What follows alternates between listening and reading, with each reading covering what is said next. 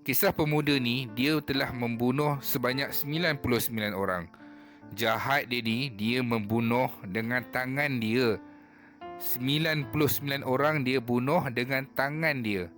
Kita tengok pada zaman sekarang, orang yang paling jahat pun, iaitu kita ambillah sebagai contoh Bashar al-Assad. Bashar al-Assad membunuh rakyat dia sendiri, ribuan orang, tapi dia tidak membunuh dengan tangan dia. Dia mengarahkan tentera dia hantar bom dan hancur semua. Puluhan ribu orang mati macam tu sahaja. Lagi satu, kisah Fir'aun. Fir'aun pun membunuh juga. Hobi Fir'aun ni membunuh, dan Fir'aun mempunyai pelbagai jenis siksaan yang dia boleh pilih untuk membunuh sesiapa saja. Tapi dia tidak membunuh dengan tangan dia. Dia membunuh dengan orang, dia mengarahkan orang untuk membunuh. Dia tak membunuh dengan tangan dia, dia arahkan bunuh fulan bin fulan. Dia pun arahkan saja dan tentera dia melaksanakan perintah tu. Tapi betapa jahatnya manusia yang Rasulullah sallallahu alaihi wasallam ceritakan ni, dia dah bunuh 99 orang dengan tangan dia. Maknanya kita ambil contoh, hari ni dibunuh seorang, mungkin 2 minggu selepas tu dia bunuh 2 orang, sebulan kemudian dia bunuh 4 orang, sampai 99 orang. Kemudian sampai satu ketika terdetik di dalam hati dia yang dia ni kena berubah. Dia kata, aku dah bunuh 99 orang, aku kena berubah, aku tak boleh dah macam ni. Terdetik, tercetus di dalam hati dia hidayah yang Allah lemparkan. Dia rasa nak berubah. Dia pergi jumpa dengan seorang ahli ibadah. Ahli ibadah yang beribadah semata-mata sahaja, yang tidak mempunyai ilmu. Kiranya dia ni bukannya ulama yang rabbani, dia hanya ahli ibadah sahaja. Dia datang mengadu. Si lelaki ni datang mengadu kepada dia. Dia kata, wahai ustaz, wahai imam, wahai orang yang berilmu, wahai orang alim, aku ni dah bunuh 99 orang. Boleh ke aku bertaubat? Bila orang alim tu, orang ahli ibadah tu dengar, dia kata, aku dah bunuh 99 orang, boleh tak aku bertaubat? Dia kata apa? Dia kata, tak mungkin Allah akan ampunkan engkau. Jadi orang yang nak berubah ni, yang semangat nak berubah ni, pergi bunuh dia. Pergi bunuh orang ahli ibadah tu. Cukup 100 orang. Sampai cukup 100 orang, dia kata, ya Allah, kenapalah tadi aku dah nak berubah dah, tapi aku pergi bunuh lagi orang.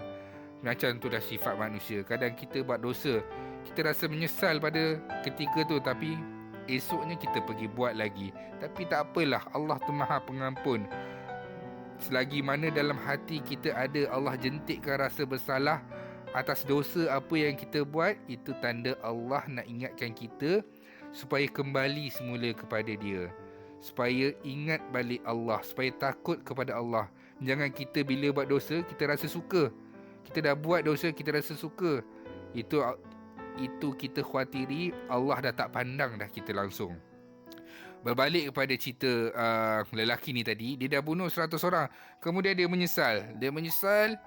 Dia jumpa lagi seorang ahli ibadah yang berilmu dan ahli ibadah. Dia datang, dia tanya, wahai ustaz, dia kata sebagai contoh, wahai ustaz, aku ni dah bunuh 100 orang dah. Boleh tak aku ni nak berubah? Allah ni terima tak ibadah aku? Orang alim yang berilmu tadi, ahli ibadah yang berilmu tadi, yang menjawab dengan ilmu dia, dia kata, apakah penghalang kamu daripada bertaubat? Apakah penghalang kamu daripada berubah? Lelaki tu jawab, tak ada apa-apa yang menghalang. Tak ada siapa pun yang halang. Tak ada apa-apa. Memang dia nak berubah, tak ada apa halangan. Dia boleh berubah, dia boleh bertaubat kepada Allah. Jadi lelaki ni kata, lihat, tak ada apa yang dapat menghalang kamu daripada berubah. Jadi orang alim ni tanya, kamu tinggal di mana? Jadi lelaki yang bunuh 100 orang ni, dia kata, aku tinggal dekat kampung sekian. Orang alim kata, oh bahaya, kampung tu penuh maksiat. Masjid pun tak ada, azan pun tak ada, kuliah agama pun tak ada. Dekat situlah banyaknya tempat hiburan, pusat-pusat hiburan. Dekat situlah banyak orang minum arak. Dekat situlah banyak pusat judi. Orang alim ni kata, kamu kalau nak berubah, bungkus pakaian kamu, berpindah ke tempat yang lain. Dekat kampung yang aku nak sebutkan ni. Dekat sini banyak kuliah. Dekat sini ada pengajian agama. Dekat sini banyak tempat orang baik. Dekat sini ada orang pergi solat berjemaah. Pindah dekat tempat tu. Dekat sini apa yang kita dapat simpulkan, kalau kita nak berubah, bukanlah kita tinggalkan kawan-kawan kita yang tak baik. Tapi untuk dapatkan suasana persekitaran yang baik, kita kena tinggalkan tempat yang kita dah biasa. Contohnya kita kawan-kawan kita semua di kalangan orang yang tak solat, kawan-kawan kita semua di kalangan orang yang main judi. Jadi kita kena pergi berpindah, cari kawan-kawan yang baik. Kawan-kawan yang baik supaya apa? Pengaruh dia tempias kita, tempias kebaikan dia tu dapat kepada kita. Macam ada satu peribahasa, kalau kita berkawan dengan orang yang menjual minyak wangi, nescaya bau minyak wangi tu, bau wangi itu akan terpias kepada kita. Kalau kita berkawan dengan orang yang meminum arak, tempias bau arak itu akan melekat juga kepada kita. Jadi inilah yang sepatutnya kita kena fikirkan. Jadi apabila orang alim tu kata, kamu Fulan bin Fulan kena pindah ke tempat yang aku nak bagi tahu ni, sebab tempat ni banyak maksiat, tempat ni sakan, teruk, kamu kena pindah tempat yang lebih baik dan lebih bagus. Jadi orang yang bunuh 99 orang, yang dah bunuh 100 orang ni, dia pun balik ke rumah dia, dia bungkuskan pakaian dia, dia packing baju dia cantik-cantik semua, nak berhijrah ke kampung yang lebih baik yang disebutkan oleh orang alim tadi ni. Ditakdirkan Allah Subhanahu Wa Taala, dia pun tak tahu yang hari itu adalah hari terakhir dia menghembuskan nafas di dunia ini. Maknanya pada hari dia nak berubah tu adalah hari kematian dia. Dalam perjalanan Allah arahkan malaikat maut ambil nyawa dia. Lalu diambillah nyawa dia ni. Diambil nyawa dia ni kalau kita meninggal, kalau kita diambil nyawa oleh malaikat maut, akan ada datang dua kumpulan. Sama ada satu kumpulan ataupun akan datang dua kumpulan. Sama ada kumpulan malaikat rahmat ataupun kumpulan malaikat azab. Masa kejadian malaikat maut ni dah ambil dah nyawa ni, malaikat maut ni nak serahkan kepada siapa? Ditakdirkan masa tu dua-dua kumpulan malaikat ni turun. Malaikat rahmat ada, malaikat azab pun ada. Malaikat rahmat kata, bagikan kepada aku. Sebab apa? Hati lelaki ini berkobar-kobar ingin berubah. Hati dia membuak-buak bertaubat kepada Allah dan menginsafi kesalahan dia. Tapi malaikat azab ni kata, bagikan kepada aku. Sebab apa? Sepanjang hidup dia, satu sujud dia kepada Allah pun tak pernah lagi dia buat. Berikan kepada aku. Lalu Allah mengarahkan satu lagi malaikat turun ke bumi untuk menyelesaikan pertelingkahan itu. Cerita ini hanya berlaku pada lelaki tersebut, tak ada. Lelaki tersebut sahaja yang berlaku. Cerita ini cerita kisah pertelingkahan malaikat untuk nak mengambil roh lelaki ini hanya berlaku kepada lelaki itu saja. Dah tak akan berlaku lagi kepada umat-umat selepas tu. Sebab apa? Sebab Allah Subhanahu Wa Taala nak ajar kita, nak suruh kita ambil iktibar. Kita jangan berdoa, mungkin nanti kalau aku mati macam ni kot, malaikat pun berebut-rebut. Tidak.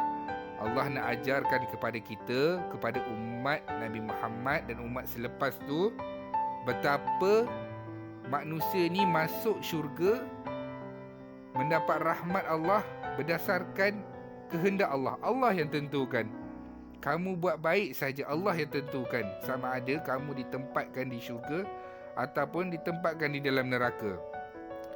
Jadi bila satu malaikat ni dah turun menyelesaikan pertelingkahan ni, dia kata Allah telah mengarahkan agar kita mengukur jarak daripada kampung dia yang lama kepada tempat baik yang dia nak pergi. Lalu pun malaikat ini pun mengukur. Ukur. Keputusan dia, tempat yang dia nak pergi yang baik ini lebih sejengkal saja. Kiranya lebih selangkah, setapak sahaja berbanding daripada tempat yang buruk. Jarak dia tu hanya lebih selangkah saja. Jadi lelaki ini yang membuat hati dia yang nak berubah ni, Allah telah terima taubat dia. Allah telah menjadikan dia sebagai salah satu kumpulan yang akan malaikat rahmat ambil untuk dibawa menghadap Allah Subhanahu Wa Taala.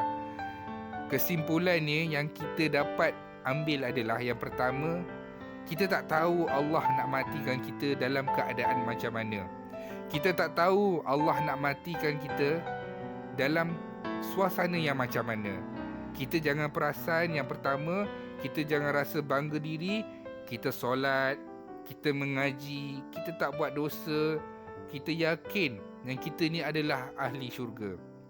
Kita yakin yang kita ni adalah orang baik. Kita tak tahu pengakhiran kita macam mana. Tengok dalam keadaan lelaki yang dah bunuh 100 orang tu pun, disebabkan hari terakhir itu, dia pun tak tahu hari tu dia nak mati. Hari dia nak berubah tu, hari tu Allah ambil nyawa dia. Allah telah terima taubat dia, jadilah dia mati dalam keadaan husnul khatimah. Kita jangan tengok bila orang tu buat jahat, orang tu buat dosa, kita dah cop dah dia ni mesti ahli neraka, dia ni tak ada peluang untuk jadi orang yang baik. Kita tak boleh cakap macam tu. Bukanlah bermaksud kita suka dengan tindakan jahat dia. Bukan, yang jahat tu kita kena tegur. Tapi bukan hak kita untuk menentukan dia ni ahli neraka, dia ni Allah tak terima taubat dia, dia ni memang tak ada masa depan. Sebab apa? Kita pun tak tahu masa depan kita macam mana. Selagi mana Allah Subhanahu Wa Taala tak matikan kita dengan husnul khatimah, perjuangan kita untuk kita istiqamah dalam jalan yang baik, jalan yang lurus, selagi itu perjuangan kita belum selesai. Kita tak tahu natijah kehidupan kita. Keputusannya adalah bila kali pertama kita lihat muka malaikat maut, sama ada bercahaya ataupun gelap, itulah menentukan titik permulaan kita, sama ada ke syurga ke kita ataupun ke neraka ke kita. Jadi kita kena sentiasa istiqamah. Istiqamah terhadap kebaikan yang kita buat. Jangan sesekali kita cuba benda yang menyebabkan kita terjerumus ke dalam neraka. Sebab kita tak tahu, mungkin hari itu, hari kita buat jahat tu, hari itu Allah nak ambil nyawa kita. Lagi satu, kita jangan bersangka buruk kepada orang di sekeliling kita. Orang-orang yang kita tengok yang selama ni buat tak baik, tak solat, kita jangan cop dia, jangan kita zon dia, jangan kita bersangka buruk kepada dia. Sebab kita tak tahu pengakhiran kita macam mana. Yang baik datang daripada Allah, yang hina, yang buruk, yang berdosa adalah daripada diri saya sendiri. Assalamualaikum warahmatullahi wabarakatuh.